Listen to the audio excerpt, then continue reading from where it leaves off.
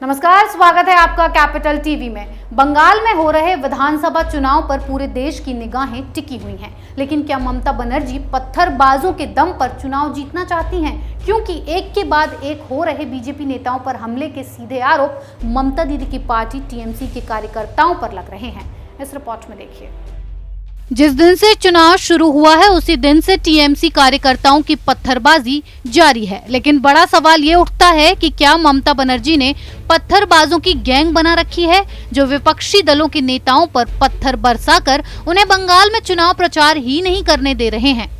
क्या ये सिर्फ इत्तेफाक है? जब भी बीजेपी के कोई नेता बंगाल में आते हैं तो उस पर ममता बनर्जी का पत्थरबाज गैंग हमला कर देता है। क्या चुनाव जीतने के लिए ममता ने कोई पत्थरबाजों की गैंग बना रखी है, जो चुनाव में इस तरह से टीएमसी और ममता की मदद कर रहा है? टीएमसी कार्यकर्ताओं की पत्थरबाजी का नया निशाने बने हैं बिहार सरकार में मंत्री और बीजेपी नेता शाहनवाज हुसैन। पश्चिम बंगाल के उत्तर हावड़ा के पिलखाना में भाजपा प्रत्याशी उमेश रॉय के समर्थन में चुनावी सभा को संबोधित करने पहुंचे बिहार सरकार के उद्योग मंत्री शाहनवाज हुसैन की रैली में जमकर पत्थरबाजी की गई। हालांकि इसमें शाहनवाज बाल बच गए। पत्थरबाजी होते देखकर सीआरपीएफ के जवानों ने सभा स्थल को चारों तरफ से घेर लिया। शाहनवाज हुसैन ने कड़ी सुरक्षा के बीच जनसभा को संबोधित किया और तृणमूल कांग्रेस के कार्यकर्ताओं को चेतावनी देते हुए कहा कि इस पत्थर का हिसाब 10 अप्रैल को जनता लेकर रहेगी। सभा के दौरान पत्थर फेंके जाने पर शाहनवाज हुसैन ने कहा, ये कायरता है। रैली में भीड़ को देखकर टीएमसी के गुंडे बौखला गए और पत्थरबाजी शुरू कर दी। उत्तर हावड़ा के तृणमूल कांग्रेस कार्यकर्ता समझ चुके हैं कि उमेश राय यहां से जीतेंगे। यही कारण है कि वो बौखलाकर हिंसक वारदातों को अंजाम दे रहे हैं।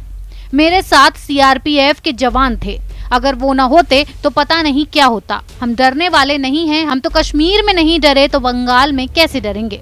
शाहनवाज हुसैन जनसभा को संबोधित करने के बाद घटना की शिकायत दर्ज कराने बीजेपी उम्मीदवार उमेश राय के साथ गोलाबाड़ी पुलिस स्टेशन पहुंचे और अपनी शिकायत दर्ज कराई। दरअसल ये कोई पहला मामला नहीं है जब बीजेपी नेताओं पर इस तरह से पत्थरबाजी की गई है। पिछले साल दिसंबर में बंगाल दौरे पर गए बीजेपी के राष्ट्रीय अध्यक्ष जेपी नड्डा के काफिले पर बड़ा हमला किया गया। हमला इतना जबरदस्त था कि जेपी नड्डा की गाड़ी के शीशे भी टूट गए थे। इस दौरान टीएमसी के कार्यकर्ताओं ने नड्डा को काले झंडे दिखाए और वापस जाओ के नारे भी लगाए।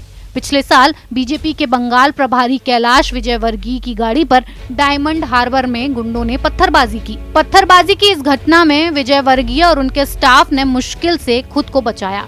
विजयवर्गीय की गाड़ी पर पत्थर तब फेंके गए जब वे दक्षिण 24 परगना जा रहे थे। बंगाल में बीजेपी के अध्यक्ष दिलीप घोष पर कई बार हमले हुए। कभी उनके काफिले पर हमले हुए तो कभी उन्हें काले झंडे दिखाए गए। पिछले महीने ही उत्तरी 24 परगना में बीजेपी की परिवर्तन रैली में हमला हुआ। इस रैली में सांसद अर्जुन सिंह और दिलीप घोष मौजूद थे। बीजेपी ने आरोप लगाया कि टीएमसी के कार्यकर्ताओं ने रैली पर देसी बम से हमले किए थे। अभी कुछ दिन पहले ही पूर्व क्रिकेटर एवं पश्चिम बंगाल के पूरब मेदिनीपुर में मोयना बीजेपी उम्मीदवार अशोक डिंडा पर भी पत्थरबाजी की गई थी। वहीं नंदीग्राम में बीजेपी उम्मीदवार शुभेंदु अधिकारी से जबरदस्त चुनौती का सामना कर रही ममता बनर्जी के पत्थरबाज गैंग ने उन्हें भी अपना निशाना बनाया। नंदीग्राम में शुभेंदु अधिकारी के काफिले पर भी टीएमसी की पत्थरबाज गैंग ने हमला किया। वहीं शुभेंदु अधिकारी के भाई और तुमलुक से सांसद देवेंदु अधिकारी के काफिले पर भी पत्थरबाज गैंग ने हमला किया। बंगाल में ममता बनर्जी और टीएमसी चौतरफा घिरी हुई है। चुनाव जीतने के लिए ममता की पार्टी साम दाम दंड भेद की पॉलिसी अपना रही है। 2021 में हो रहे बंगाल विधानसभा को चुनावी इतिहास में लंबे समय तक याद रखा जाएगा। देश के इतिहास में शायद ही कभी इस तरह का चुनाव हुआ होगा। चुनाव जीतने के लिए राजनीतिक दल क्या क्या नहीं करते, लेकिन बंगाल में जिस तरह से रक्त रंजित चुनाव हो रहा है उसे भारतीय इतिहास में लंबे समय तक याद रखा जाएगा। अपनी सत्ता बचाने के लिए सत्ताधारी दल किस तरह से लोकतंत्र को कुचलने के लिए तैयार हैं, वो बंगाल के चुनाव से बखूबी समझा जा सकता है। बंगाल में जिस तरह से 34 साल वाम दलों ने राज किया था, लगभग वैसे ही ममता बनर्जी वामपंथियों के नक्शे कदम पर चल रही हैं। बंगाल में एक के बाद एक हो रहे राजनीतिक हमलों का सिलसिला जारी है। यूं तो बंगाल का चुनाव बिना हिंसा के कभी भी पूरा नहीं हुआ है, लेकिन इस बार बंगाल की जनता तय करेगी कि आने वाले सालों में बंगाल में चुनाव में हिंसा होगी या चुनाव शांति के साथ होंगे। इस खबर में फिलहाल इतना ही। बने रहिए कैपिटल टीवी के साथ।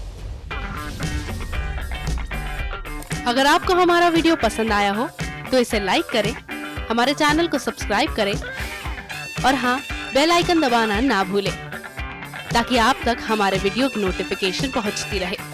आप अपना सुझाव हमें कमेंट बॉक्स में दे सकते हैं। हमारे साथ जुड़ने के लिए शुक्रिया।